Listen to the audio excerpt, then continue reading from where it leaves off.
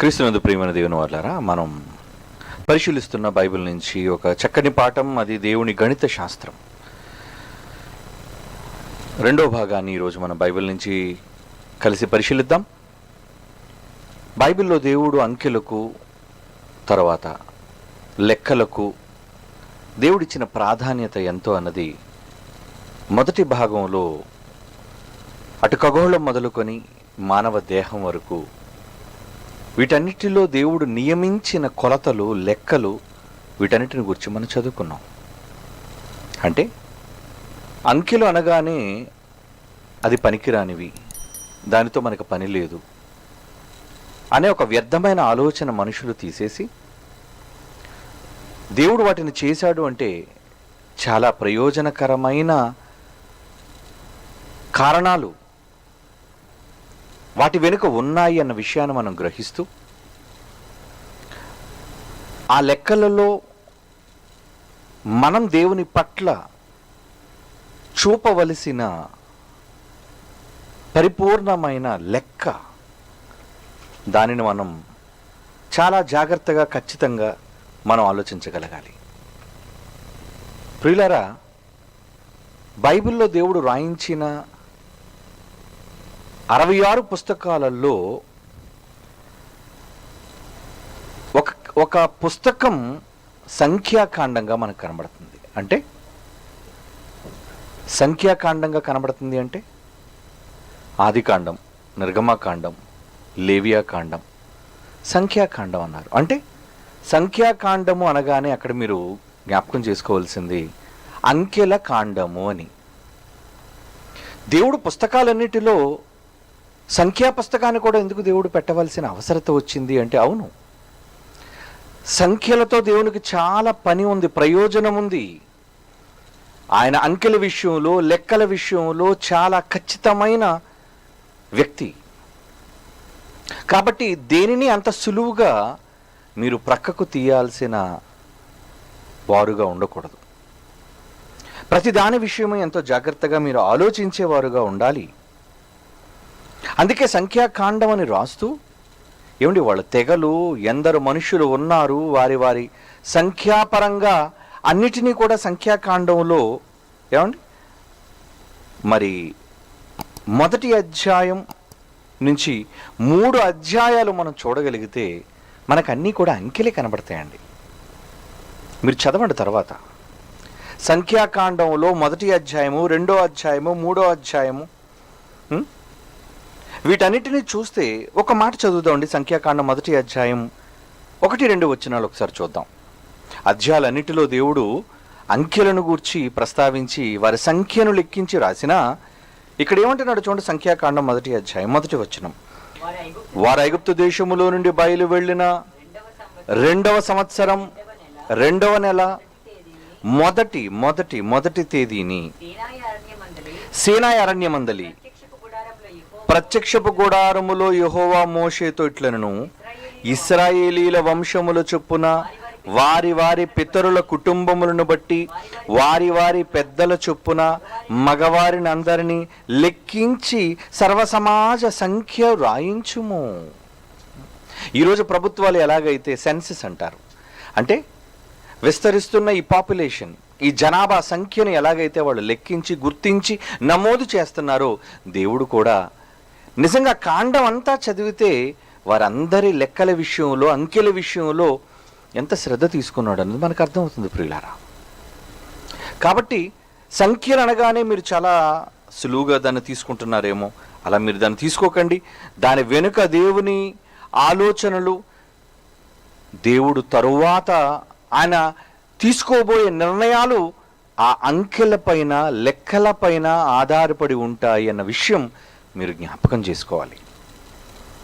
అవునండి, ఒక వ్యాపారం చేసిన ఏ వ్యక్తి అయినా తన వచ్చిన రాబడి, తనకయ్యే తగులబడి, వీటన్నిటినీ సరిచూసుకుంటాడు. దానిని టాలీ అంటారు. ఏ వ్యాపారమైనా చూడండి, ఈరోజు వాళ్ళు ఉపయోగించే సాఫ్ట్వేర్ టాలీ అనే సాఫ్ట్వేర్ ఉపయోగిస్తారు, లేదంటే మరొకటైనా కావచ్చు. అంటే వాళ్ళ పద్దులు, వాళ్ళ లెక్కలు అవన్నీ కూడా చాలా క్రమంగా వాళ్ళు చూసుకుంటారు. ఒక స్టేట్కి ఒక లెక్క ఉంటుంది, ఒక రాష్ట్రానికి. అలాగే కేంద్రం వాటికి కూడా లెక్కలు ఉంటాయి. ఫైనాన్షియల్ మినిస్టర్ బడ్జెట్ సమావేశాల్లో దాన్ని పెట్టినప్పుడు అనా పైసలతో సహా వాళ్ళు లెక్కలు చూపించాలి. గవర్నమెంట్ మరి ప్రజలకు చూపించాలి, ఓటు వేసిన ప్రజలకు వాళ్ళు చూపించాలి. ఎందుకంటే లెక్కలలో ఎంత వాళ్ళకు వచ్చింది, ఎంత వాళ్ళు ఖర్చు చేశారు అన్నది వాళ్ళు చూపించాలి. వాళ్ళ లెక్కల్లో ఎంతవరకు నీతి ఉందో లేదో అనేది పక్కన పెట్టండి, కానీ లెక్కలు మాత్రం తప్పనిసరి, అంకెలు మాత్రం తప్పనిసరి. ఏమండి, మనం మొదటి ఎపిసోడ్లో మనం ఆలోచించిన దాని ప్రకారంగా భూమి, అలాగే విశ్వం, అలాగే భూమి మీద ఉన్న మనిషి, ఆ మనిషి దేహంలో ఉన్న వాటన్నిటినీ అంకెలతోనే ఆయన నియమించాడు అనేది మనకు అర్థమైంది. అది రక్తంలో అంకెలు, మానవ దేహంలోని వేడికి ఉన్న అంకెలు, ఏమండి ఆరోగ్యవంతునికి ఉండవలసిన అంకెలు, ఇక ఈ ఖగోళంలోనికి వెళ్ళేసరికి అక్కడ ఉండే అంకెలు, వాటి దూరాలు అన్న అంకెలతో ఉన్నాయి, వాటి బరువులు అంకెలతో ఉన్నాయి. అన్నిటినీ ఆయన చూచినప్పుడు ఏమండి మిగతా వాటి విషయం ఆయన చెప్పలేదు కదా అని ఒకవేళ మీరు అనుకుంటున్నారేమో. లేదండి, అన్ని విషయాలలో కూడా ఆయన లెక్క తేల్చేవాడు. ఎందుకంటే ఒక విధంగా చెప్పాలంటే ఆయన ఈ గణిత శాస్త్రంలో పండితుడు. లెక్కలు లేనిదే దేనిని అంగీకరించని వాడుగా మనకు దేవుడు కనబడుతున్నాడు. ఒక మాట బైబిల్ నుంచి పరిశీలించి చూద్దాం ప్రియులారా. ఆదికాండం 2వ అధ్యాయం 2వ వచనం. ఆదికాండం 2వ అధ్యాయం 2వ వచనం. దేవుడు తాను చేసిన తన పనిని 7వ దినములోగా పూర్తి చేసి 7వ దినమున విశ్రమించెను. అంటే 7 అన్న ఒక అంకెను అనుకొని ఈ ప్రపంచానికి దేవుడు నేర్పించిన ఏమండి 7 దినాల సృష్టిలో నిజంగా 7 అనే అంకెకు ఎంత ప్రాధాన్యత ఉందో మీకు తెలుసు. అదొక సంపూర్ణ సంఖ్యగా దేవుడు సంపూర్ణం చేసిన వాటి విషయంలో బైబిల్లో చెప్తున్నాడు. బైబిల్లో ఆయన 7 సంఖ్యకి ఇచ్చే ప్రత్యేకత, ప్రాధాన్యత మీకు తెలుసు. ఇలాగా బైబిల్లో మనకి తరచుగా కనబడే కొన్ని అంకెలు మనకు కనబడుతుంటాయి. 40 రోజులు, ఏమండి దివారాత్రాలు, మరి నోవహు జలప్రళయం సంభవించటం మనకు తెలుసు. యేసుక్రీస్తు వారు 40 దివారాత్రులు ఆయన ఉపవాసం ఉండటం మనకు తెలుసు, అరణ్యంలో శోధింపబడ్డం మనకు తెలుసు. అలాగే ఇశ్రాయేలీయులు 40 రోజులు 40 సంవత్సరాలు వాళ్ళు అరణ్య ప్రయాణం చేయటం మనకు తెలుసు. ఏమండి అలాగే 666 కావచ్చు, 1,44,000 మంది కావచ్చు. ఇవన్నీ కొన్ని ముఖ్యమైన అంకెలు. అలాగే 12 అనే అంకె కావచ్చు. ఈ అంకెలు మనకు కనబడుతున్నాయి. దేవుడు ఎందుకు అంకెలకు ప్రాధాన్యత ఇచ్చాడని ఒక్కొక్క అంకె వెనుక చాలా చరిత్ర ఉంది. అవును, ఊరకనే ఆయన అంకె పలకలేదండి, ఊరకనే ఏ అంకెనో ఆయన చెప్పలేదండి. ఆయన చెప్పాడు అంటే అంకెలోని సారాన్ని మీరు తెలుసుకోవాలి, దాని కొలతలు మీరు తెలుసుకోవాలి అన్న భావంతో దేవుడు రాయించాడు. ఒక మాట క్రొత్త నిబంధనలో పౌలు గారు మాట్లాడుతూ దేవుణ్ణి కూడా కొలవమంటున్నాడు. ఎలా అంటారా? ఎఫెసీయులకు రాసిన పత్రిక చూద్దాం. 3వ అధ్యాయం 18-19 వచనాలు మనం చూడగలిగితే, పౌలు ఎఫెసీయులకు రాస్తున్న పత్రిక 3వ అధ్యాయం 18-19 వచనాలు చూద్దాం. మీరు దేవుని సంపూర్ణత యందు, ఆయన పూర్ణుడు, ఆయన అన్నిటిలో కూడా ఫుల్ఫిల్ చేయబడిన వాడు, ఏది కొదువ లేనివాడు, కొరత లేనివాడు. కనుక దేవుడు ఎలాగైతే దేవుని సంపూర్ణత యందు పూర్ణులగునట్లుగా, మీరు పూర్ణులగునట్లుగా ప్రేమ యందు వేరుపారి స్థిరపడి సమస్త పరిశుద్ధులతో కూడా దాని వెడల్పు, పొడుగు, లోతు, ఎత్తు ఎంతో గ్రహించుటకును జ్ఞానమునకు మించిన క్రీస్తు ప్రేమను మీరు తెలుసుకొనుటకు తగిన శక్తి గలవారు కావాలని ప్రార్థించుచున్నాను అంటున్నాడు. చూడండి, అంటే ఇక్కడ ఏం మీరు కొలత వేయాలి, ఏం కొలవమంటున్నాడు చూడండి. సమస్త పరిశుద్ధులతో కూడా, ఏమండి దేవుని సంపూర్ణత, దేవుని యొక్క సంపూర్ణత ఏంటో అనేది మీరు ఏం చేయాలట, దాని వెడల్పు, పొడుగు, లోతు, ఎత్తు ఎంతో గ్రహించుటకు మీకు జ్ఞానానికి మించిన క్రీస్తు ప్రేమను మీరు తెలుసుకోవడానికి మీరు శక్తిమంతులు కావాలి. ఆయన ప్రేమను కొలవమంటున్నాడు. అంటే వాటికి కూడా కొలమానం, ప్రేమకు కొలతలు. దాని వెడల్పు, పొడుగు, లోతు, ఎత్తు సమస్తాన్ని కొలిచి మీరు పూర్ణులు కావాలి అంటున్నాడు. చూడండి, అంటే కొలతలు అవసరమా? లెక్కలు అవసరమా? ఈ అంకెలు మనకు అవసరమా? అవునండి, చాలా అవసరం. యేసుక్రీస్తు వారు మాట్లాడుతూ ఏమండి ఒక చక్కని ఉపమానాన్ని ఆయన మాట్లాడారు. ఆ ఉపమానాన్ని మనం చూడగలిగితే అక్కడ ఏమంటున్నాడో ఒకసారి ఆ ఉపమానాన్ని మనం చదువుకుందాం. మత్తయి రాసిన సువార్త, బైబిల్ తెరిచి చూడండి. మత్తయి రాసిన సువార్త 18వ అధ్యాయం 23వ వచనం నుంచి 35వ వచనం వరకు మనం చూద్దామండి. ఏమండి లూకా రాసిన సువార్త, క్షమించండి, మత్తయి రాసిన సువార్త 18వ అధ్యాయం 23వ వచనం నుంచి ఒక సందర్భాన్ని యేసుక్రీస్తు వారు ఉపమాన రూపంగా చెప్తున్నారు. అక్కడ దేవుని యజమానిగా పోలుస్తూ ఆయన ఏమని ఆయన్ని సంబోధిస్తున్నారో మనం ఇక్కడ చూద్దామండి. కావున పరలోక రాజ్యము తన దాసుల యొద్ద లెక్క చూచుకొనగోరిన ఒక రాజును పోలి ఉన్నది. పరలోక రాజ్యం ఎలా ఉందటండి? తన దాసుల యొద్ద లెక్క చూచుకొనగోరిన ఒక రాజు. ఆ రాజు ఏం చేస్తున్నాడట? తన దాసుల లెక్కను చూస్తున్నాడట. లెక్క అంటే ఏంటి? ఆయన తేల్చే లెక్కలు ఏంటి? ఆయన ఆలోచించే గణితాలు ఏంటి? ఆయన చూసే అంకెలు. కిందకు చూడండి. అతడు లెక్క చూచుకొని మొదలుపెట్టినప్పుడు అతడు 15,000 తలాంతులు వచ్చి ఉన్న ఒకడు అతని యొద్దకు తేబడను. ఏమండి? అతని దాసులలో ఒకడు యజమాని దగ్గరికి ఎంత బాకీ ఉన్నాడటండి? 10,000 తలాంతులు. 10,000 తలాంతులు. ఒక తలాంత్ అంటే ఇంచుమించు ఎంత ఉందండి? కిందన 3,600 రూపాయలండి. ఒక తలాంతు అంటే 3,600 రూపాయలని చెబుతున్నాడు అక్కడ. అలాంటివి 10,000 తలాంతులు వచ్చి ఉన్న దాసుడు దగ్గరకు వచ్చాడట. అతను తేబడ్డట. అప్పు తీర్చుటకు నా యొద్ద ఏమీ లేదు అని వాని యజమానుడితో అన్నప్పుడు వానిని, వాని భార్యను, పిల్లలను, వాని కలిగిన యావత్తును అమ్మి అప్పు తీర్చమని ఆజ్ఞాపించ. నాకు అదంతా అనవసరం, లెక్కలు కావాలి నాకు. నువ్వు నాకు బకాయి ఉన్న దాన్ని నువ్వు తీర్చాలి అని దేవుడు అంటున్నాడు. ఎందుకంటే పరలోక రాజ్యం మనం వెళ్ళవలసింది అక్కడికే. కనుక మనం చేరబోయే లోకంలో ఎంత లెక్కలకు ప్రాధాన్యత ఉందో అన్నది ఇక్కడ మీరు గమనించాలి. ఏమండి?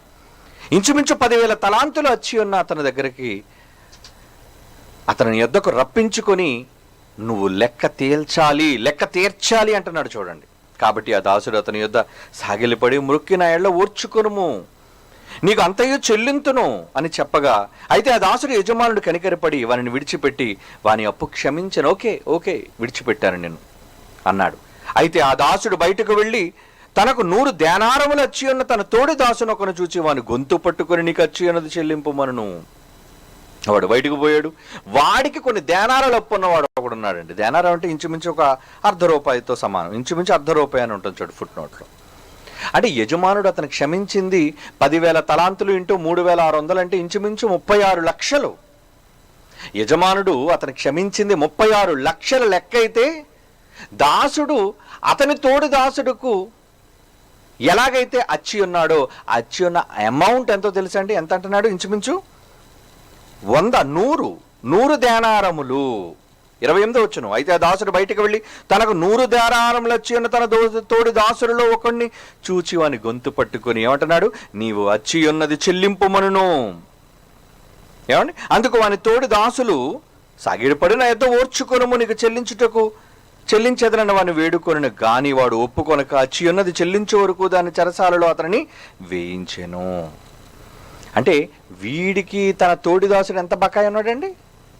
100 ₹1/2 అంటే ఇంచుమించు ₹50. వీడికి క్షమించబడింది 36 లక్షల రూపాయలు అయితే యజమానుడు వీడికి వచ్చి ఉన్న ₹50 కోసం వాడిని చెరసాలలో వేయించాడట. వీడి లెక్క ఎలా ఉందో చూసారా?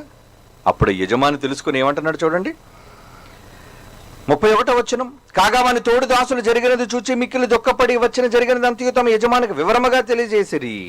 అప్పుడు వాని యజమానుడు వాని పిలిపించి, చెడ్డదాసుడా, నీవు నన్ను వేడుకొంటివి గనుక నీ అప్పంతయు క్షమించితిని. నేను నిన్ను కరుణించిన ప్రకారము నీవు నీ తోడు దాసును కరుణింపక ఉండవలసి ఉన్నది కదా అని వానితో చెప్పును. అందుచేత వాని యజమానుడు కోపపడి తనకు అచ్చి ఉన్నదంతయు చెల్లించు వరకు బాధపరుచు వారికి వారిని అప్పగించెను.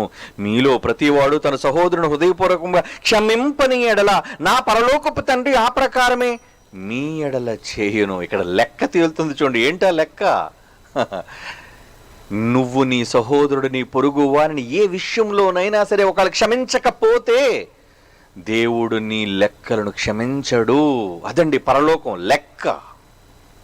మీకు అర్థమైందో లేదో? పరలోకంలో ఉన్న లెక్కల ప్రాధాన్యం ఏంటో తెలుసా?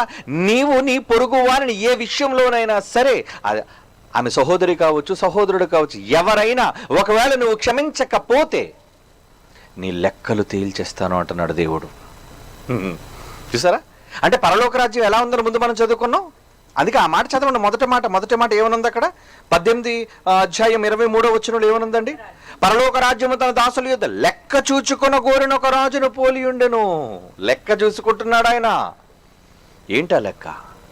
ఏం చేసావు, ఏం చేయాలి, ఎంత ఇచ్చావు, ఎంత చెయ్యాలి, ఇవన్నీ కూడా ప్రతిదీ లెక్క. ఏమండి?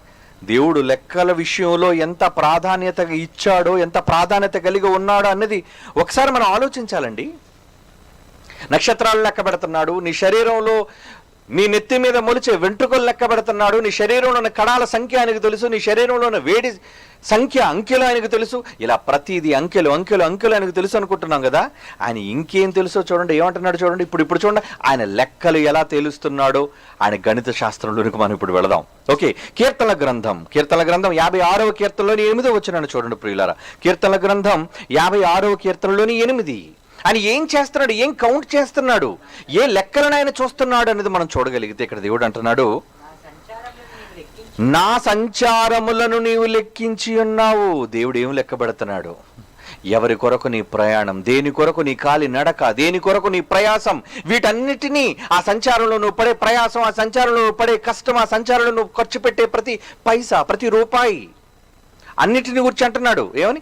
నా సంచారములను నీవు లెక్కించి ఉన్నావు. ఆయన లెక్కలు ఎలా ఉన్నాయి చూసారా? నువ్వు కూర్చుంటుట, లేచుట అన్ని తెలుసు కదా. తెలుసుకోవటం మాత్రమే కాదు, ప్రతిదీ లెక్క కెడుతున్నాడు ఆయన. కౌంట్ అన్నీ కూడా లెక్కలు రాస్తున్నాడు ఆయన. నీకు ఇవ్వబడిన 24 రోజుల, ఏమండి, 24 గంటల, ఒక రోజులో 24 గంటల సమయంలో వ్యవధి, అంతే కదండి, పర్ డే 24 hours. అందులో ఎన్ని గంటలు నువ్వు నీ కోసం, ఎన్ని గంటలు తన కోసం, ప్రతిదీ దేవుడు లెక్క చూసుకుంటున్నాడు ప్రతిరోజు. నువ్వు చేసే ప్రతి పని, సంచారములను నీవు లెక్కించి ఉన్నావు. ఇంకేంటండి? నా కన్నీళ్లు నీ బుడ్డిలో నుంచబడి ఉన్నవి, అవి నీ కవిలలలో కనబడును. ఏమిటా? అవి కూడా నోట్ చేసుకుంటున్నాడా? నీ కంటి నుండి రాలే ప్రతి నీటి బిందువు. నువ్వు వలవలా ఏడుస్తుంటావే, ఆ ఏడుపు ఎవరి కోసం? నీ కోసమా, నా కోసమా, మరెవరి కోసమా? ఎవరి కోసం నీ కళ్ళంట వచ్చే ఈ కన్నీళ్లు లెక్క రాయు అంటాడు. కన్నీటిని రాస్తున్నాడా లెక్కల కొలిచి? ఆయన బుడ్డిలో పట్టుకుంటున్నాడట, నువ్వు తుడుచుకుంటున్నావేమో. ఆయన ఏమంటున్నాడంటే, నా కన్నీళ్లు నీ బుడ్డిలో నుంచబడి ఉన్నవి, అవి నీ కవిలలో కనబడును. ఆయన పుస్తకంలో రాసుకుంటున్నాడు ఎన్ని చుక్కలు వీడి కంటి నుంచి రాలాయి. ఆ కన్నీరు నా కోసమా? డబ్బు లేదనా? కుటుంబం కోసమనా? భర్త కోసమనా? ప్రియురాలు కోసమనా? ప్రియుడి కోసమనా? ఏం దొరకలేదని ఈరోజు నువ్వు కన్నీళ్లు. మనిషి అనుకుంటున్నాడు, నేను కన్నీరు పెడితే నా కన్నీరు ఎవరండి చూస్తున్నారు అని. నీ కన్నీరు పట్టించుకున్నా పట్టించుకోకపోయినా నీ కంటి నుండి రాలే ప్రతి కన్నీటి బిందువును ఆయన లెక్క కడుతున్నాడు. కనుక ఈ వేస్ట్ చేస్తున్నావా? మీ కంటి నుంచి వచ్చే, ఏమండి, ఆ కన్నీటిని, ఆ బాధతో నిండిన నీ హృదయంలో నుంచి, నీ కంటిలో నుంచి నీరుగా ద్రవిస్తుందే, దాన్ని నువ్వు పట్టించుకోవట్లేదేమో. దేవుడు నోట్ చేస్తున్నాడు. ఎవరి కోసం ఏడుపు? వ్యర్థమైన ఏడుపులు. మనుషుల కోసం ఏడవకండి, పనికిరాని వాటి కోసం ఏడవకండి. వాటన్నిటిని నా లెక్కల్లో ఉన్నాయి. కన్నీటికి లెక్క చెప్పాలి నువ్వు. ఏమనుకుంటున్నారు? ఎవరు ఒక మాట అన్నవండి చూడండి, కొంతమందికి అది ఏమైనా ఒక మాట అంటే చాలండి, ఊరక నీకు రెప్పల మీద నీళ్లు ఉంటాయి, వచ్చేస్తుంటాయి కిందకి, అది బలబలామని. ఎందుకు? నువ్వు రాల్చవలసిన కన్నీరు. యేసుక్రీస్తు వారు దివారాత్రములు కూడా దేవుని కొరకు కన్నీరు విడిచాడండి. ఆయన కన్నీళ్లకు లెక్క ఉంది. నీ కన్నీళ్ళు ఎవరి కోసం? నీ కన్నీళ్లు ఎవరి కోసం నువ్వు కారుస్తున్నావు? నీ బ్రతుకు కోసం, నీ కోసం, నీ వాళ్ళ కోసం, నీ స్వార్థం కోసం నువ్వు కార్చుకుంటున్నావు కదా. నీ కన్నీళ్లు ఎవరి కోసం నువ్వు కారుస్తున్నావు? వీటన్నిటికీ లెక్క చెప్పాలి. మీకు తెలుసా? లెక్క రాసుకుంటాడు దేవుడు. కనుక ఆ ఏడ్చే, ఆ కన్నీళ్లు, ఆ బాధ దేవుని కొరకైతే నీకు మేలు, ప్రతిఫలం. అది దేవుని కొరకు కాకుండా నీ స్వార్థ ప్రయోజనం కోసం అయితే నీ కన్నీళ్లు నిష్ప్రయోజనం. ఒక్కొక్క ఆమె ఏడుస్తుంటుంది, ఎందుకు ఆమె ఏడుస్తున్నా? నా భర్త కోసం ఏడుస్తున్నానండి. ఒక్కొక్క ఆయన ఏడుస్తుంటాడు, ఎందుకు ఏడుస్తున్నా? నా పిల్లల కోసం ఏడుస్తున్నానండి. వద్దయ్యా, అనవసరంగా నీ విలువైన కన్నీళ్లు, దేవుడు లెక్క పెట్టే నీ కన్నీళ్లు, దేవుని లెక్కలలో రాయబడే నీ సంచారములు, నీ కన్నీళ్లు అన్నీ కూడా నిష్ప్రయోజనం చెయ్యకండి. నువ్వు ఈ ఏడుపు దేవుని కొరకు అయ్యి ఉండాలి, నీ సంచారము దేవుని కొరకు అయ్యి ఉండాలి. అదండి దేవుడు గణిత శాస్త్రం. ఆయన లెక్కలు ఎలా ఉన్నాయి చూస్తారా? ఏమి లెక్కిస్తున్నాడు ఆయన? ఇంకా యోబు గ్రంథం 31వ అధ్యాయం 4వ వచనం చూడండి. యోబు గ్రంథం 31వ అధ్యాయం 4వ వచనం, ఆయన నా ప్రవర్తన ఎరుగును కదా, నా అడుగుజాడలన్నిటినీ లెక్కించును కదా. నీ అడుగుజాడలు, ఏమండి, మీ అడుగుజాడలన్నిటినీ ఏం చేస్తున్నాడు ఆయన? లెక్క. అడుగుజాడలు లెక్కిస్తున్నాడు ఆయన. లెక్కించాలా? ఏమనుకుంటున్నావు దేవుని గూర్చి? అన్నిటికీ సంఖ్య నియమించినప్పుడు, అంకెలు నియమించినప్పుడు, అంకెలను ఆయన గ్రంథములో రాసుకుంటున్నప్పుడు నిన్ను గూర్చిన సంఖ్యాక్షరం ఆయన దగ్గర లేదనుకుంటున్నావా? నిన్ను గూర్చిన అంకెల అక్షరాలు ఆయన దగ్గర రావు, ఉండవు అనుకుంటున్నావా? కనుక నీ నుంచి రావలసిన ప్రతి అంకె అది నీ కోసమా, దేవుని కోసమా? వ్రాయబడుతున్న ప్రతి అంకె అది నీ స్వార్థం కోసమా, లేదా దేవుని ప్రయోజనకరం కోసమా? అది నువ్వు ఆలోచించాలి. ప్రతి మనిషి ఏడ్చేటప్పుడు, నడిచేటప్పుడు, మాట్లాడేటప్పుడు, అవునా, మాటల నోటికొచ్చిన మాట విసురుతుంటావే, వ్యర్థమైన మాటలన్నీ పలుకుతుంటావే. దాని గురించి దేవుడు ఏమన్నాడు చూడండి. మత్తయి రాసిన సువార్త 12వ అధ్యాయం 36, చాలాసార్లు చదువుకున్నారు ఈ మాట. ఏమంటున్నాడు అక్కడ? మత్తయి రాసిన సువార్త 12వ అధ్యాయం 36వ వచనం, నేను మీతో చెప్పినది ఏమనగా, మనుష్యుల పలుకు వ్యర్థమైన ప్రతి మాటను గూర్చి, ప్రతి మాట, ఎవ్రీ వర్డ్ కౌంట్స్, ప్రతి మాటను గూర్చి విమర్శ దినమున లెక్క చెప్పాలి. నువ్వు లెక్క, ఎందుకు ఈ మాట నువ్వు మాట్లాడావు, కమాన్ నాకు నువ్వు ఎక్స్ప్లెనేషన్ ఇవ్వాలి అంటాడు దేవుడు. నువ్వు ఏ మాట ఎప్పుడు మాట్లాడావు నువ్వే మర్చిపోతావు, నీ జ్ఞాపకాలలో నీకు ఉండవు. కానీ దేవుడు తన పుస్తకాలలో రాసుకుంటున్నాడు, అది ఆయన లెక్క. నువ్వు మాట్లాడే, గడగడ మాట్లాడే నీ అక్షరాల సంఖ్య. ఏమండి, ఒక గంట మెసేజ్లో నేను ఎంతసేపు మాట్లాడినా అక్షరాలు నేను గుర్తు పెట్టుకోలేనండి, నేను కౌంట్ చేయను.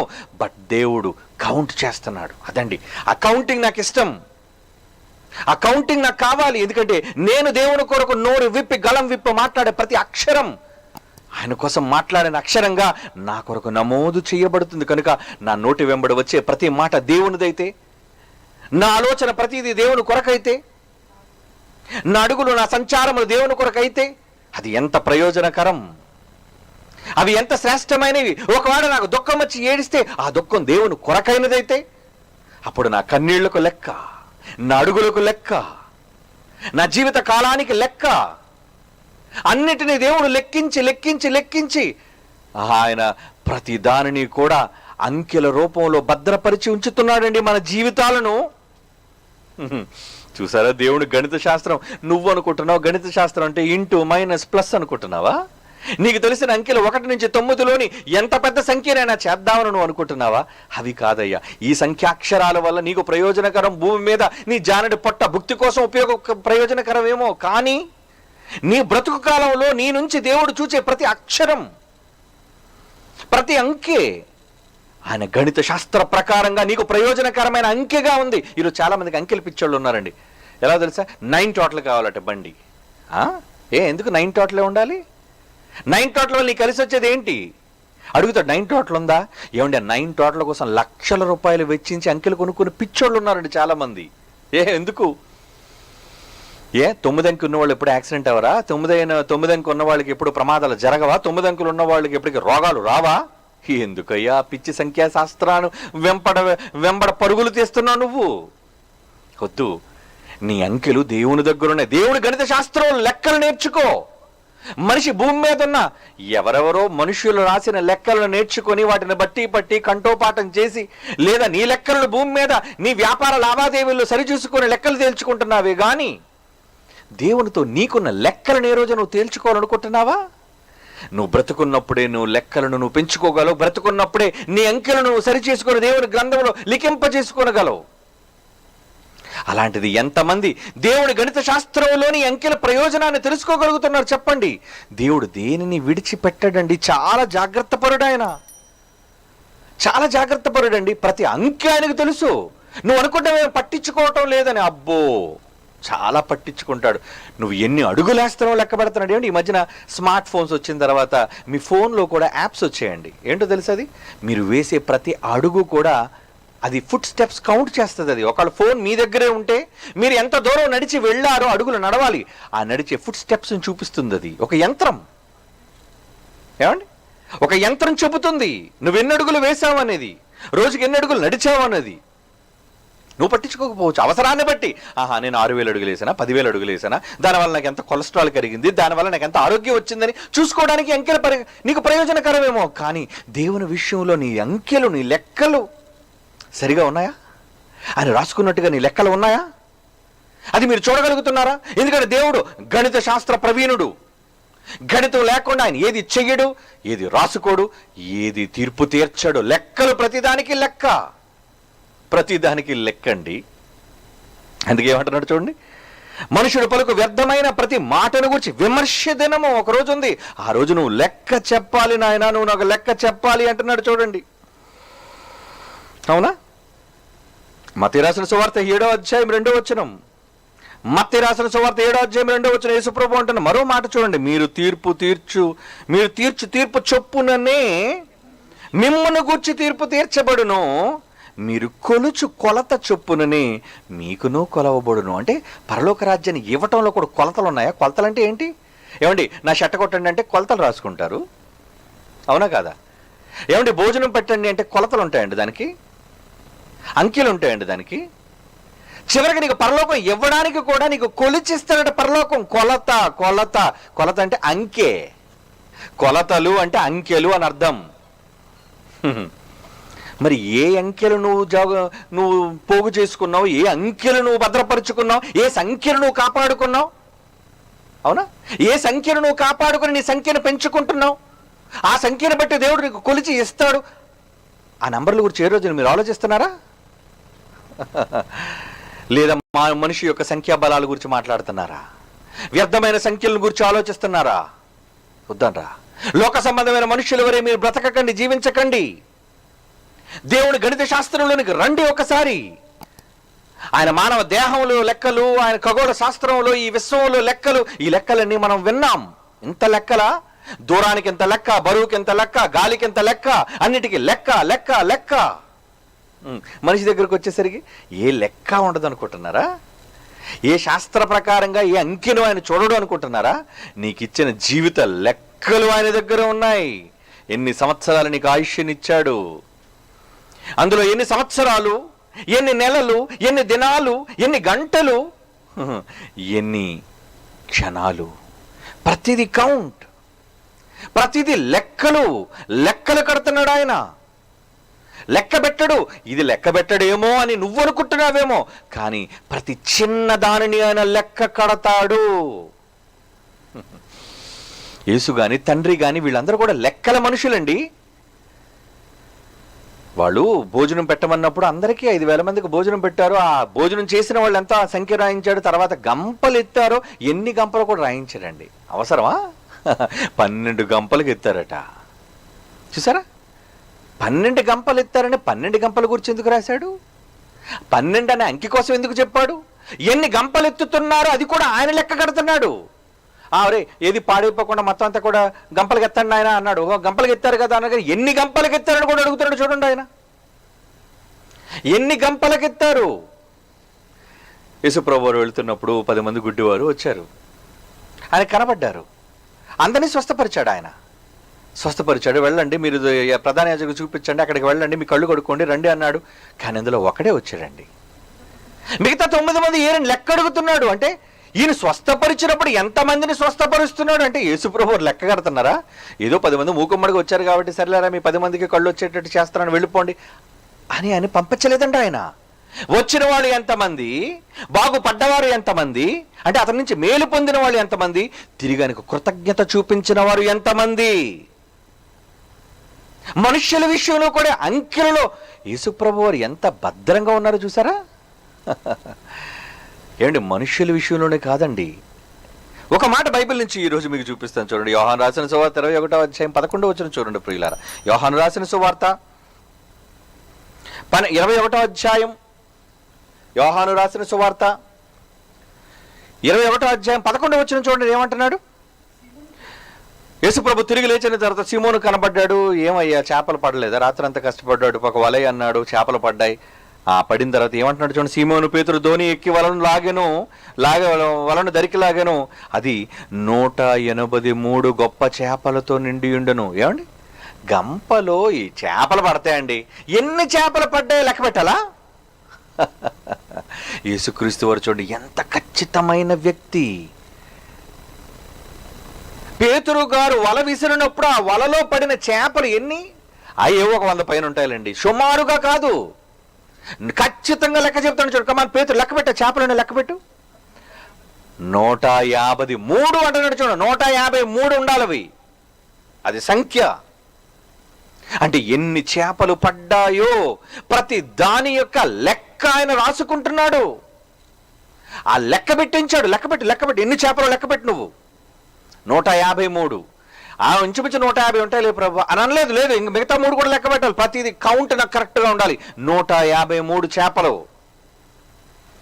చేపల విషయంలోని ఇంత ఖచ్చితమైన లెక్కలు దేవుడు పాటిస్తున్నప్పుడు మనుష్యుల విషయంలో లెక్కలు పాటించడని మీరు అనుకుంటున్నారా? లేదండి, చాలా జాగ్రత్తగా ఉంటాడు ఆ విషయంలో. ఆయన చాలా జాగ్రత్తగా ఉంటాడు. ఎలాంటి లెక్కల విషయంలో ఎలాంటి జాగ్రత్తలు తీసుకుంటాడో మనం బైబిల్ చదివి తెలుసుకోవాలండి. ఏమండి, బైబిల్లో చదివి మనం తెలుసుకోవాలి. మనం నిర్లక్ష్యంగా ఉంటే ఎలా? మనం నిర్లక్ష్యంగా ప్రతిదాన్ని విడిచిపెడితే ఎలా? ఒక మంచి మాట చూద్దాం. ఒక మంచి మాట రోమిలికి రాసిన పత్రిక 14వ అధ్యాయం 10వ వచనం నుంచి చదువుదాం ప్రియులారా. రోమిలికి రాసిన పత్రిక 14వ అధ్యాయం 10వ వచనం నుంచి అక్కడ ఏమంటున్నాడు చూడండి. అయితే నీవు నీ సహోదరునికి తీర్పు తీర్చనేలా, నీ సహోదరుని నిరాకరింపనేలా, మనమందరము దేవుని న్యాయపీఠము ఎదుట నిలుచుదుము. నా తోడు ప్రతి మోకాళ్ళు నా ఎదుట వంగును, ప్రతి నాలుక దేవుని స్తుతించును అని ప్రభు చెప్పుచున్నాడు అని వ్రాయబడి ఉన్నది కనుక మనలో ప్రతివాడును అంటున్నాడు చూడండి. మనలో ప్రతివాడును తన్ను గూర్చి, నిన్ను గూర్చి దేవునికి లెక్క అప్పగించవలెను. నువ్వు ముగింపులోనికి వెళ్ళిపోతావో లేదంటే మధ్యాంతరంగా నువ్వు వెళ్ళిపోతావో, ఎప్పుడు వెళ్ళిపోయినా నీ దగ్గర లెక్కలున్నాయా? ఏమండి, రాస్తున్న పాఠాలను రాసుకుని పుస్తకాలుగా నోట్ చేసుకోవటం కాదు. వెరీ గుడ్, నువ్వు భద్రపరుచుకో. నిజంగా కొంతమంది పిల్లలు పాఠాలు చెప్తున్నప్పుడు కొంతమంది ఆడబిడ్డలు, ఎవరో ఆ బిడ్డ పేరు అంటే నాకు తెలియదు, కానీ ఎప్పటికప్పుడు వెంటనే రెఫరెన్సులు రాసేసి ఆ రెఫరెన్సులు టైప్ చేసేసి ఆ రెఫరెన్సులు PDF రూపంలో వెంటనే ఏంటి వ్యూవర్స్కి అందుబాటులో, అంటే డాడీ చెబుతున్న మాటలు లేదా తాతయ్య గారు చెబుతున్న మాటలు, ఇవన్నీ కూడా ప్రసంగాలన్నీ కూడా ఈ అక్షరాలు, ఈ పదాలు, ఈ రెఫరెన్సులు, ఈ అధ్యాయులు, వచనాలు ఇవన్నీ భద్రంగా మీరు ఉండాలి. ఎవరైనా చదవాలనుకున్నారా అని వెంటనే పిల్లలు ఎంత చక్కగా షేర్ చేస్తున్నారు, ఎంత చక్కగా వాళ్ళు భద్రపరిచి ప్రజలందరికీ మరలా వినిపించే ప్రయత్నాలు చేస్తున్నారు. ఎంత మంచి ఆలోచన. అంటే వాళ్ళు ప్రతిదీ నోట్ చేసుకుంటున్నారని అర్థం. మిగతా వాళ్ళు వింటారంతే. ఏం చెప్పారు? ఏదో చెప్పారు, ఏదో మంచి మాటలు అయితే బాగున్నాయి. ఏమండి, రాసుకునే వాళ్ళు ఎంతమంది, దాన్ని భద్రపరుచుకునే వాళ్ళు ఎంతమంది, అవన్నీ లెక్క. మనక వినటం అంతే. ఏం చెప్తున్నారు, ఎన్ని రెఫరెన్సులు చెప్పారు, ఏమండి ఎప్పటివరకు ఎన్ని రెఫరెన్సులు చెప్పారో మీకు ఎవరికైనా తెలుసా? లెక్కలేదు. ఎందుకంటే మీరు చాలామంది రాసుకోరు. వినటానికి అలవాటు పడిన వాళ్ళుగా ఉన్నారు. మీ లెక్కలు తెలుస్తాడు దేవుడు, జాగ్రత్త. విన్న మాటల ప్రకారంగా చెయ్యట్లేదా, మీ లెక్కలు తెలుస్తాడు, జాగ్రత్త. మీరు వినటం మాత్రమే కాదు, ఏమన్నాడు ఆయన లెక్కల్లో ఏముందో తెలుసా? వాక్యము వినువాడు దేవుని దృష్టికి గొప్పవాడు కాదు, గాని వాక్యము విని దాని ప్రకారముగా ప్రవర్తించువాడు. నీ లెక్కలు తేల్చేటప్పుడు ఎంతమంది వీడు క్షమించాడు ప్రపంచంలో బ్రతుకున్నప్పుడు? నా దగ్గరకు రాకముందు, మృతుల్లోకానికి పోకముందు భూమి మీద ఎంతమందిని వీడు క్షమించాడు? ప్రభువా, ఎవరిని క్షమించలేదు ప్రభువా. వీడు అందరినీ శత్రువులుగా చూచాడు. మరలా వీడు క్రైస్తవుడని చెప్పుకుంటాడు. భార్య మీద క్షమ లేదు, భర్త మీద క్షమ లేదు, పిల్లల మీద క్షమ లేదు, తోటి వాళ్ళతో క్షమ లేదు, సంఘములో ఉన్న వాళ్ళ పట్ల క్షమ లేదు. ఏమండి, లెక్క చూచుకుంటున్నాడు పరలోక రాజ్యం. నువ్వు ఒప్పు. నీ లెక్కలు మారాలి అంటే, నీ లెక్కలు సరి కావాలి అంటే నువ్వు ఎంతమందిని క్షమించగలుగుతున్నావు, ఎంతమందిని ప్రేమించగలుగుతున్నావు, ఎంతమందికి ఈ మాటలు అందించగలుగుతున్నావు, ప్రతిదీ లెక్క. దేవుడు చూసుకుంటున్నాడు ఆ లెక్కలన్నిటినీ. ఆ లెక్కలేనయ్యా నీకు పరలోక రాజ్యాన్ని ఇచ్చేవి. నువ్వు తెలియక నువ్వు కష్టపడుతున్నావేమో కానీ నీ ప్రతి కష్టాన్ని దేవుడు లెక్కిస్తున్నాడు, ప్రతి కష్టాన్ని దేవుడు కొలుస్తున్నాడు. అందుకే మనం ఏం చేయాలంటున్నాడు చూడండి. ఈ మాట మళ్ళా మనకు అర్థం కావాలి. ముగింపు మాట గనుక, చివరి మాట, మనలో ప్రతివాడు తన్ను గురించి దేవునికి లెక్క అప్పగించవలెను. మనల్ని గురించి మనం దేవుడికి లెక్క చెప్పుకోవాలట. ఏంటి లెక్కలు? ఏంటి లెక్కలు? మనకు దేవుడిచ్చిన ఆయుష్కాలంలో దేవుని కొరకు మన అడుగుజాడలెన్ని, మన కన్నీళ్ళెన్ని, మన సహోదరులకు మనల్ని క్షమించిన క్షమాపణలెన్ని, ఇవన్నీ లెక్కలు. దేవుని గురించి మాట్లాడిన మాటలెన్ని, దేవుని గురించి ఖర్చు పెట్టిన గంటలెన్ని. అవునండి, దేవుని గురించి ఖర్చు చేసిన మీ శరీరంలోని ప్రయాసం ఏమండి, క్యాలరీలు ఎన్ని. ఏమండి, నేను మాట్లాడుతున్నానండి, మాట్లాడినప్పుడు కూడా క్యాలరీస్ కరుగుతాయో తెలుసా మీకు? మాటలాడి నడిచినప్పుడు ఎలాగైతే క్యాలరీస్ కరుగుతాయో, పని చేసినప్పుడు ఎలాగైతే క్యాలరీస్ కరుగుతాయో, మాటలాడుతున్నప్పుడు కూడా శరీరంలో క్యాలరీస్ కరుగుతూ ఉంటాయి. ఎన్ని క్యాలరీలు కలిగాయో నేను లెక్కేసుకోవటం లేదు, కానీ నా పరలోకపు తండ్రి దేవుడు కోసం నేను మాట్లాడే ప్రతి మాటను లెక్కిస్తున్నాడు. నా ప్రయాసంలోని, నా శరీరంలో ఖర్చు అయ్యే ప్రతి క్యాలరీని ఆయన కౌంట్ చేస్తున్నాడండి. ఎందుకు? నా కోసం, నా మంచి కోసం, నాకు ప్రతిఫలం ఇవ్వడం కోసం. అంటే నా లెక్కలు సరిపోవాలి అంటే, నా లెక్కలు బాగుండాలి అంటే, నా లెక్కల విషయంలో నేను శ్రద్ధగా ఉండాలి అంటే, నా లెక్కల విషయంలో నేను మంచిని నేను సాధించాలి అంటే ఏముండాలో తెలుసా? నేను మంచి లెక్కలను నేను తేల్చుకోవాలి. దేవుని కొరకు నా అంకెలు నేను ఖర్చు పెట్టేటట్లుగా నేను ఉండాలి. అది రక్తమా? అది మాటలా? అది గంటలా? అది ప్రయాసమా? ప్రతిదీ దేవుడు కొలమానం. ఎందుకంటే ఆయన గణిత శాస్త్రంలో వీటన్నిటినీ లెక్కలు పెట్టే గణిత శాస్త్రం ఎక్కడుంది? నేను మనుషుడు తల వెంట్రుకలు లెక్క పెట్టే గణిత శాస్త్రం ఎక్కడుంది చెప్పండి? వాటిని ఎవరైనా లెక్క వేస్తారు? ఏ కంప్యూటర్ అయినా మనిషి వెంట్రుకలు లెక్క వేస్తుందా? వెయ్యిదే. ఏమండి, మనిషి చేసే పనులను లెక్క వేస్తుందా? వెయ్యిదే. కానీ దేవుడు మాత్రం లెక్కిస్తున్నాడండి. ఆ పనులు నీ కోసమైనా లెక్కిస్తున్నాడు, ఆ పనులు తన కోసమైనా లెక్కిస్తున్నాడు. ఒకవేళ నువ్వు చేసే పనులు దేవుని కొరకైతే నీ లెక్కలు గొప్పగా కనబడతాయి ఆయన దృష్టిలో. ఒకవేళ నీ ప్రయాసం నీ కోసం, నీ కుటుంబం కోసం అయితే నీ లెక్కలు చెడ్డ లెక్కలుగా కనబడతాయి. అందుకే అంటున్నాడు ముగింపులో మనం ఏం చేయాలటండి? మనలో ప్రతివాడును తన్ను గురించి దేవునికి లెక్క అప్పగించవలెను. లెక్క చెప్పుకోవాలి దేవుడికి. మరి లెక్క చెప్పడానికి నువ్వు దేవుని కొరకు చేస్తున్న ప్రయాసం, నీ లెక్కలేవు నీ దగ్గర ఉన్నాయా? పోనీ ఈ రోజైనా లెక్క కట్టుకుంటున్నారా? మీరు ఎంత జీతం వస్తుందో లెక్క కట్టుకుంటున్నారు, ఎంత ఖర్చు పెడుతున్నారో లెక్క కట్టుకుంటున్నారు, అమ్మాయి పెళ్లి కోసం ఎంత దాయాలో లెక్క కట్టుకుంటున్నారు, ఇల్లు కట్టుబడి కోసం ఎంత కట్టాలో మీరంతా కూడా లెక్కలు రాసుకుంటున్నారు. కానీ దేవుని కొరకు మీరు చెయ్యాలనేది ఏదో ఏ రోజు ఏ మనిషి లెక్కలు కట్టుకోవటం లేదు. లెక్కలు కట్టుకోవాలండి. అత్యవసరమైన లెక్కను దేవుడు మనిషికి నేర్పిస్తే ఈ లెక్కను మనిషి మర్చిపోయాడు. భూమి మీద మనిషి బ్రతికి అతి చిన్న జీవిత కాలం కోసం లెక్కలు కట్టుకుంటున్నాడండి. లెక్కలు కట్టుకొని బ్రతుకుతున్నాడు మనిషి.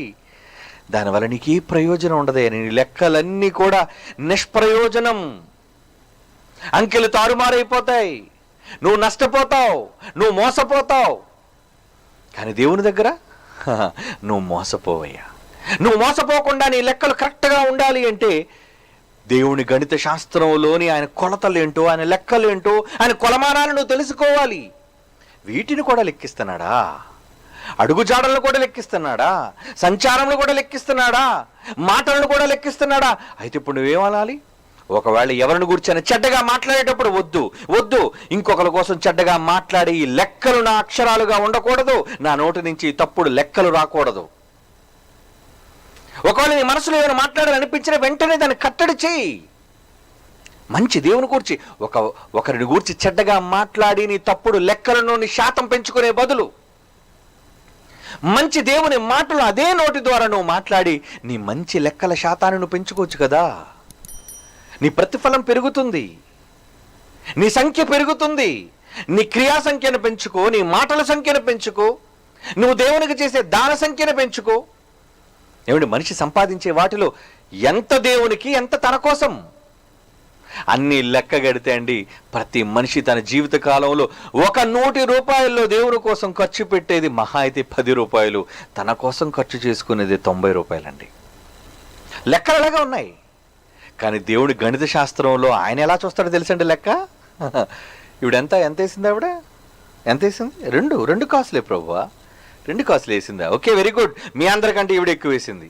అదేంటి ప్రభా, మేము వేసింది లక్షలు, ఆవిడ వేసింది ఆఫ్టర్ ఆల్ ₹2, 2 దేనారాలు వేసింది ఆవిడ, 2 కాసులు వేసింది ఆవిడ. ఆవిడ ఎక్కువ అంటావేంటి? ఒరే, మీ లెక్కలు వేరురా. మీరు కేవలం ఎంత ఇచ్చారో అనేది వెయిట్ చూస్తున్నారు మీరు. ఏమండి, వీళ్ళు లెక్కలు అలాంటివి, వీళ్ళు లెక్క ఎలా కట్టుకుంటున్నారు? ఏమండి, నా పేరు చదివించండి ₹1,00,000, నా పేరు చదివించండి ₹10,000, నా పేరు చదివించండి ₹10 లక్షల. ఆవిడ పేరు సిగ్గుపడుతూ 2 కాసులు ఎవరికి కనబడకుండా వేసింది. కానీ దేవుడు ఎలా లెక్క పెట్టాడో తెలుసా? ఈవిడ వేస్తుందంటే ఈవిడ వెనక ఏమైనా ఉందా? ఏమీ లేదు. అది దేవుడికి అర్థమైంది, అది ఆయనకు అర్థమైపోయింది. ఆ లెక్క ఆయనకు అర్థమైంది. ఏంటి ఆ లెక్క? నువ్వు ఎంత అక్షరాలలో, అంకెలలో ఎంత పెద్ద సంఖ్యను నువ్వు దేవుడికి ఇచ్చావన్నది కాదు, నీకున్న దానిలో దేవునికి ఎంత శాతం నువ్వు ఇచ్చావని. ఎంత శాతం నువ్వు ఇవ్వగలుగుతున్నావు? అధిక శాతం నువ్వు దేవుని కోసం ఇవ్వగలుగుతున్నావా? అధిక శాతం నువ్వు దేవుని కోసం నీ కష్టార్జిత నుంచి ఖర్చు పెట్టగలుగుతున్నావా? ఇల్లు కట్టుకోవాలంటావు, సంపాదించాలి అంటావు, దాచుకోవాలి అంటావు, కూడా పెట్టుకోవాలి అంటావు, వాళ్ళకి ఇవ్వాలి అంటావు, వీళ్ళకి ఇవ్వాలి అంటావు. కానీ దేవునికి ఇచ్చి నీ లెక్కను పెంచుకోవాలి అని ఏమైనా అనుకుంటున్నావా మనిషి? నీ లెక్కలు బాలేవయ్యా, నువ్వు లెక్కల్లో ఫెయిల్డ్. అవునండి, అలాంటి వాళ్ళతో దేవుడు చెప్పేది ఏంటో తెలుసా? మీ లెక్కల్లో ఫెయిల్ అయిపోతారు, మీరు ఫెయిల్ అయిపోతారు మీ లెక్కల్లో.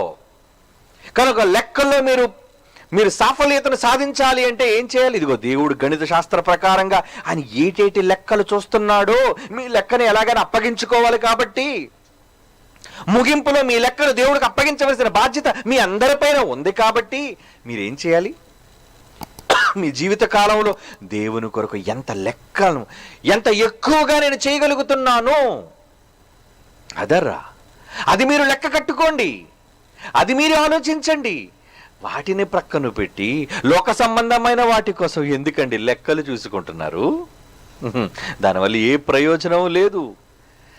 యేసుక్రీస్తు ఒక ఉపమానాన్ని చెబుతూ ఏమంటున్నారు చూడండి, మత్తయి రాసిన సువార్త 25:19 మత్తయి రాసిన సువార్త 25:19 ఏమంటున్నాడు చూడండి. ఒక యజమానుడు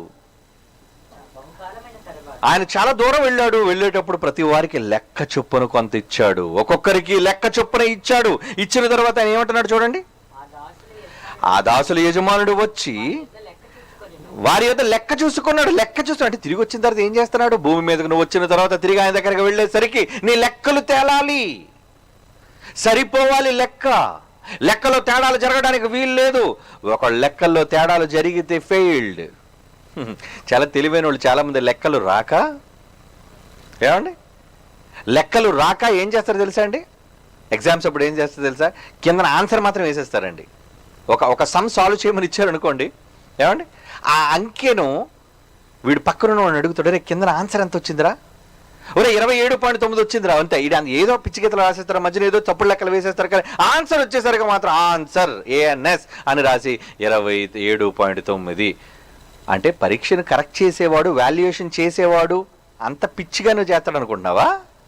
అంటే కేవలం కిందనున్న సమాధానాన్ని చూసి నీకు మార్కులు వేస్తాడు అనుకుంటున్నావా? లేదు. పైన లెక్కను ఎలా తేల్చావో ప్రతి అంకెను చూస్తాడు, ప్రతి అక్షరాన్ని చూస్తాడు ఆయన. వీడెవడో పక్కన అడిగి లెక్క రాస్తాడు అనమాట. వీడు కొట్టేస్తాడు వెంటనే 0, నిల్, నో మార్క్స్. దానికి నీకే మార్కులు నీకు రావు, ఏ ప్రతిఫలం ప్రయోజనం లేదు. నువ్వు సమాధానాన్ని రాసినంత మాత్రాన్ని నీకు కలిసి వచ్చేదేమీ లేదు. లెక్కను కరెక్ట్గా నువ్వు పూరించాలి, లెక్కను కరెక్ట్గా నువ్వు రాయాలి. మరి ఈరోజు భూమి మీద దేవుడిచ్చిన లెక్కలు ఎలా చూసుకున్నట్టండి ఆయన? చూడండి, మత్తయి సువార్త 25:19 బహుకాలమైన తరువాత ఆ దాసుల యజమానుడు వచ్చి ఏం చేశారటండి? వారి యొద్ద లెక్క చూచుకొని అప్పుడు 5 తలాంతులు తీసుకున్నాడు. పిలిచాడు, ఇలా రావయ్యా, నువ్వు ఎన్ని ఇచ్చారు? నీకు 5 ఇచ్చారయ్యా. మరొక 5 తలాంతులు తెచ్చాడు దానితో పాటు. అయ్యా, నీవు నాకు 5 తలాంతులు ఇచ్చారే, అవియుగాక మరో 5 తలాంతులు నేను సంపాదించానయ్యా అన్నప్పుడు దేవుడు అన్న మాట చూడండి, లెక్క కరెక్ట్గా ఉన్న దాసుని చూచి అంటున్న మాట. అతని యజమానుడు, బళా నమ్మకమయ్యా, నీ మీద చాలా నమ్మకం ఉంది నాకు, నువ్వు అపనమ్మకస్తుడు కావు, నమ్మకమైన మంచి దాసుడు, నువ్వు నాకు నచ్చావు, మంచి దాసుడు, నువ్వు లెక్క కరెక్ట్గా అప్పగించావు. అలాగే 2 ఇచ్చినవాడికి 2 లెక్క అప్పచెప్పాడు, 5 ఇచ్చినవాడికి 5 లెక్కలు అప్పచెప్పాడు కరెక్ట్గా. చివరివాడు వచ్చాడు, ఏరా నీకెంత ఇచ్చాను అంటే 1 తలాంతు. ఏం చేశావు? నేను భూమిలో పాతి పెట్టాను. నువ్వు అసలుకే లెక్కల మాస్టర్ అని నాకు తెలుసు, నువ్వు ప్రతిదీ అంకెలను గురించి బాగా అడుగుతావని నాకు తెలుసు. అలాంటప్పుడు దేవుడు ఏమన్నాడు, ఏమండి, ఆ దాసుని చూచి, ఒరేయ్ ఎందుకురా నిష్ప్రయోజనంగా నువ్వు భూమిలో పాతి పెట్టావు దానిని. అందుకు యజమానుడు అంటున్నాడు, అతను చూచి అంటున్నాడు, సోమరివి నువ్వు, చెడ్డదాసుడు నువ్వు, దేవుని కొరకు నా కొరకు పని చేయలేని చెడ్డవాడురా నువ్వు, నీ లెక్క బాలేదు, నీ లెక్కలు సరిపోలేదు. సరే, దేవుని గణిత శాస్త్రంలో ప్రతి మనిషిని ఎలా కౌంట్ చేస్తున్నాడు? నీ హైటు వెయిట్ని బట్టి కదా కౌంట్. ఒకప్పుడు పరీక్షలు రాసేటప్పుడు ఎన్ని అడిషనల్ షీట్లు తీసుకుంటే బరువుతూ చేసేవాళ్ళు అనుకుంటారు మార్కులు. ఏమండి, ఎక్కువ రాస్తే దిద్దడానికి ఓపిక లేకపోతే ఇంత రాశాడంటే వీడి దగ్గర చాలా సబ్జెక్ట్ ఉందేమో, కానీ లోన్ అంతా వ్యర్థమైంది రాశాడని తెలియదు వాళ్ళకి. తూచి ఇచ్చేసేవాడు మార్కులు, సరే పాస్ చేసేవాడిని. అలాంటి వాడు కాదు దేవుడు. నీ బరువును చూచో, నీ తెలివిని చూచో, నీ వెయిట్ని చూసో, ఏమండి, లేదా నీ ఖ్యాతిని చూచో, నీ పేరు ప్రఖ్యాతులను చూచో దేవుడు నీకు మార్కులు ఇవ్వడు. నువ్వు ఎంతమందిని సాధించావు, నువ్వెంత గొప్పగా బ్రతికావు, భూమి మీద నువ్వు ఎంత ఉన్నతంగా జీవించావు, వీటిని బట్టి నేను లెక్కల ద్వారా నీకు మార్కులు వేసేవాడిని కాను నేను. అప్పుడు వాడికి ఇచ్చిన శిక్ష ఏంటో తెలుసా? మీకు తెలుసు.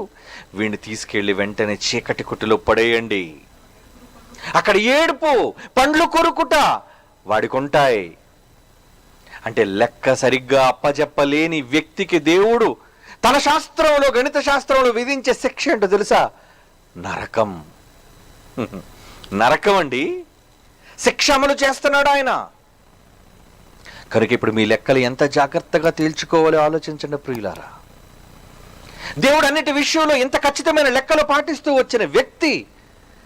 ఏమండి, మొదటగా మనం చదువుకున్న ఏమని, గాలికి ఏముండాలటండి, ఎంత బరువు ఉండవలనని. యోబు గ్రంథం 28:25. గాలికి ఎంత బరువు ఉండాలి అని నియమించిన వ్యక్తి అన్నిటి విషయంలో అంకెను ఎంత ఎంత ఎంత అని నియమించాడు. సూర్యుని బరువు ఎంత, సూర్యుని కొలత ఎంత, సూర్యుని చుట్టుకొలత ఎంత, సూర్యునికి భూమికి దూరం ఎంత, ప్రతి దానికి ఎంత ఎంత ఎంత అని రాయించిన వాడు నీకోసం దేవుడు రాయించాడు అనుకుంటున్నావా? నీకిచ్చిన ఆయుష్కారాన్ని బట్టి దేవుడు లెక్కలు అనుకోడు అనుకుంటున్నావా? 60 సంవత్సరాలు నీకు ఇచ్చారంటే 60 సంవత్సరాలకి నీకు ఎంత నీకు ఇచ్చాను అంటే నీ దగ్గర నుంచి ఎంత రావాలి అన్న ప్రశ్న నువ్వు వేసుకోవాలి, నువ్వు దేవునికి చెప్పుకోవాలి. లెక్క ప్రతి వ్యక్తి కూడా దేవునికి లెక్క అప్పగించవలసిన వాడుగా ఉన్నాడు. మరి ఈరోజు మీరు ఆ లెక్కల విషయంలో, మీ జీవితాలలో మీరు దేవుడి కొరకు చేస్తున్న వాటి విషయంలో మీ లెక్కలు సరిగ్గా ఉన్నాయా లేదా ఒకసారి పరిశీలించుకోండి. ఎందుకంటే దేవుడు ప్రతి దానిని లెక్కిస్తున్నాడని మర్చిపోకండి. మీ సంచారము లెక్క, మీ కన్నీటి లెక్క, మీ అడుగుల లెక్క, మీ ఆలోచనల లెక్క, మీ మాటల లెక్క, మీ ప్రయాసము లెక్క, మీ దినముల లెక్క, అన్నిటినీ సంఖ్యాపరంగా ఆలోచిస్తున్నాడు. కనుక మీ సంఖ్య గొప్పదిగా, దేవుని కొరకు పనిచేసే సంఖ్య మీది గొప్పదిగా ఉండాలి. ఎన్ని సంవత్సరాలు ఇతను బ్రతికాడు అంటే ఎంత పని దేవుని కొరకు చేసేవాడై ఉండాలి. ఆ లెక్క సరిపోవాలి. అక్కడ చాలామంది 70, 80, 90, 100 ఏళ్ళు బ్రతికిన వాళ్ళు ఉన్నారండి. 100 ఏళ్లలో నీ సంఖ్య చూస్తే నా కోసం చేసిన వాటి సంఖ్య కనబట్టలేదు. ఇక్కడ పనులేవీ లేవు, వ్యర్థమైన సంచారములు నీవన్నీ. ఇచ్చిన ఆయుష్కాలం అంతా నీ కోసం వ్యర్థగా వాడేసుకున్నావు. వాటికి నువ్వు లెక్క చెప్పాలి. ప్రతి మనిషి దేవుని కొరకు కాకుండా తన కోసం వాడే వెలుగు, వాడే నీరు, వాడే భూమి, దాని సారం, వీటన్నిటి లెక్కలు తేరుస్తాడు. మర్చిపోకండి. ఎలా మీకు శిక్ష వస్తుంది అనుకుంటున్నారు? ఏమండి, 1 మీటర్ పెట్టుకునేందుకు ఏపీ ట్రాన్స్కో వాళ్ళు నువ్వు ఎంత కరెంట్ వాడావో లెక్క రాసుకుంటాడు. ఒకడు వస్తాడు బిల్లు తీసుకునేవాడు, ఎన్ని యూనిట్లు ఖర్చు అయింది, 1 యూనిట్కి ఎంత, అంత లెక్కలు కట్టి బిల్లు ఇస్తాడు నీకు. అది నువ్వు కట్టాలి, లేదంటే పవర్ కట్ అయిపోద్ది నీకు. మరి దేవుడు నీకు భూమి మీద తల్లి గర్భంలో పడిన నాట నుంచి తల్లి గర్భంలో బొడ్డు ద్వారా నీకు ఆ పెంచి పోషిస్తున్న అణువు నుంచి దేవుడు లెక్క కడతారు. ప్రతి అణువులు లెక్కించడం నువ్వు అనుకుంటున్నావా? మనం చెప్పారు కదా మీకు, యాటమ్స్ ఎన్ని ఉండాలి, హైడ్రోజన్లో ఎన్ని ఉండాలి, ఆక్సిజన్లో ఎన్ని ఉండాలి, గోల్డ్లో ఎన్ని ఉండాలి, సిల్వర్లో ఎన్ని ఉండాలి, ఆయన దానినే అణువులను లెక్క కడుతున్నప్పుడు నీ శరీరంలో నువ్వు ఊపిరి ఆరంభమైన నాట నుంచి ఎన్ని అణువులు ప్రతిదీ ఆయన లెక్క రాసుకుంటున్నాడు. అంటే నువ్వు ఎంత వెలుగు వాడావు, ఎంత నీటిని వాడావు, ఎంత వేడిని వాడావు, భూమి మీద నువ్వు ఎంత సారాన్ని వాడావు, వీటన్నిటినీ లెక్క తేలుస్తాడు. కనుక ఆ లెక్కల విషయంలో నువ్వు చాలా జాగ్రత్తగా అడుగు మీద అడుగు తీసి అడుగు వేసి దేవుని అడుగు జాడలలో మనిషి నడిచేవాడై ఉండాలి. అప్పుడే నీ లెక్కలు దేవునితో ఖచ్చితంగా నిన్ను పరలోకానికి తీసుకుని వెళ్ళేటట్లుగా సరి చూసుకునేటట్టుగా ఉంటాయి. లేదా చెడ్డదాసుడా, చీకటిలో నిన్ను నెట్టి నీకు శాశ్వతమైన శిక్షను విధించే భయంకరమైన శిక్ష నీకోసం ఎదురు చూస్తుంది అక్కడ. చూసారా దేవుని గణిత శాస్త్రం ఎలా ఉందో, దేవుని లెక్కలు ఎలా ఉన్నాయి చూసారా? అన్నిటినీ లెక్కించి ఆయన నీ దగ్గరకు వచ్చేసరికి ఏమీ పట్టించుకోడు. దేవుడి దగ్గరికి వెళ్ళి 2 కన్నీటి చుక్కలు రాల్చి తండ్రి నన్ను క్షమించి తప్పైపోయింది అని నువ్వు అనుకుంటే నిన్ను క్షమించి విడిచిపెట్టే పరిస్థితులు అక్కడ లేవు. భూమి మీద ఉన్నప్పుడే నీ లెక్కలు అప్పగించుకోవాల్సిన పని, నీ బాధ్యత నీ మీద ఉంది. కాబట్టి ఇప్పటి నుంచి కమాన్ లెక్కలు సరి చేసుకో. ఇప్పటివరకు తప్పుడు లెక్కలు అయితే పోనీయండి. ఇంకా నువ్వు బ్రతికే ఉన్నావు, ఇంకా ఊపిరి ఉంది, నీ గుండె కొట్టుకుంటూ ఉంది, నీ బాడీలో టెంపరేచర్ అంకెపరంగా ఉంది, నీకు ఆరోగ్యం అంకెల రూపంలో ఉంది, నీ కొలెస్ట్రాల్ కరెక్ట్గా ఉంది, నీ బ్లడ్ కరెక్ట్గా ఉంది, నీ ఆరోగ్యం కరెక్ట్గా ఉంది, నీకు ఇంకా జీవితకాల సంఖ్య ఉంది. ఆ సంఖ్య ఉన్నప్పుడు నువ్వేం చేయాలి? దేవుని కోసం ఎప్పటికైనా సరి చేసుకోండి. మీ లెక్కలని కమాన్ కరెక్ట్ చేసుకోండి, ప్రతి అంకెను కరెక్ట్ చేయండి. లేదా దేవుని గణిత శాస్త్రంలో మనిషికి చాలా ప్రమాదం పొంచి ఉంది. మీరు అనుకున్నంత సులువుగా దేవుడు దేనిని విడిచిపెట్టేవాడు కాడు. ప్రతి దానికి ఆచితూచి లెక్కలు ప్రతి దానికి అడుగుతాడు. ప్రతి చిన్నదానికి లెక్కలు అడిగేవాడుగా దేవుడు కనబడుతున్నాడు. కాబట్టి దేవుడిని అంత సులువుగా తీసుకోకండర్రా.